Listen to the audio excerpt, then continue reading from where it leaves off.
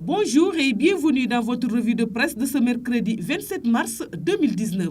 Les quotidiens parvenus ce mercredi au groupe Médias du Sud traitent de divers sujets, parmi lesquels le Conseil des ministres prévu ce mercredi et le match amical ayant opposé la veille le Sénégal au Mali. Les adieux de Macky Sall à ses ministres, écrit l'Observateur au sujet du Conseil des ministres convoqué ce mercredi. Le dernier du premier mandat du président Macky Sall relève les journaux.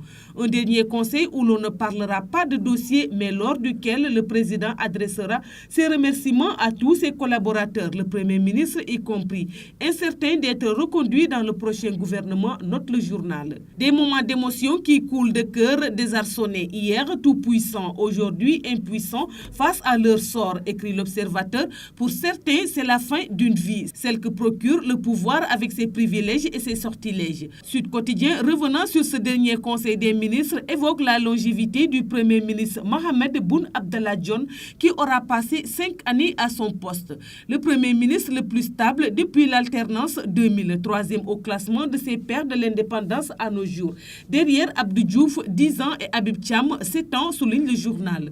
Le quotidien Libération se projette sur ce qui devrait se passer après. Contrairement à la légende médiatique, écrit le journal, le gouvernement ne démissionnera pas aujourd'hui à la suite de la réunion du Conseil des ministres. Il précise que l'équipe actuellement en place va rester jusqu'au 2 avril, date de la prestation de serment du président Macky Sall, réélu pour 5 ans à l'issue de la présidentielle du 24 février dernier. Le sujet sur le Conseil des ministres et le prochain gouvernement contribue à entretenir la grande présence de l'actualité politique dans les journaux, dont le quotidien par exemple qui annonce le retour au PS de Bamba Fall, maire de la commune d'arrondissement de la Médina à Dakar.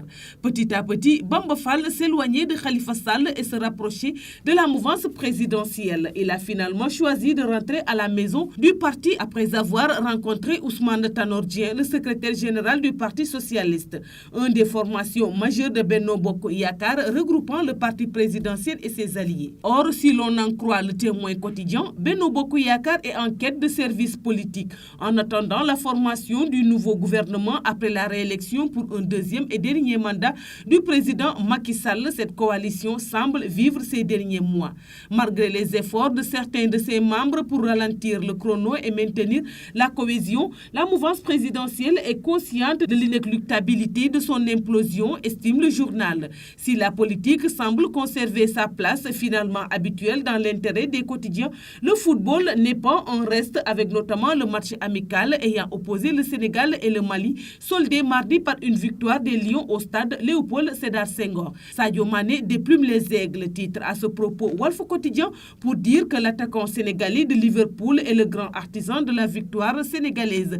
2-1 obtenus dans les dernières minutes de cette rencontre. Un match test de grandeur nature réussi en perspective de la Coupe d'Afrique des Nations CAN Égypte 2019 au cours duquel s'est mouillé en sauveur des Lions pour les sorties du piège des aigles, note Vox Populi.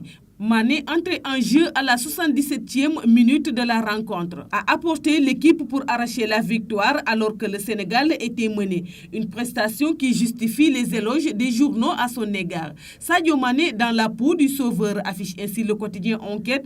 One Mané Show, s'exclame le quotidien Sport Stade. Las de noter que l'attaquant sénégalais s'est signalé par un but et une passe décisive. Le Soleil annonce que le package pour le pèlerinage à la Mecque a été maintenu à 2,6 millions de francs CFA à l'issue d'un conseil interministériel tenu mardi, début des inscriptions le 8 avril. Le premier vol prévu le 28 juillet, signale ce journal. Du moment que Vox Populi s'intéresse à tout autre sujet, à savoir l'incendie qui a dévasté le marché central de Tambacounda mardi soir. D'est à ouest, du nord au sud, en passant par le centre, presque tous les grands marchés du pays sont visités par le feu, écrit-il.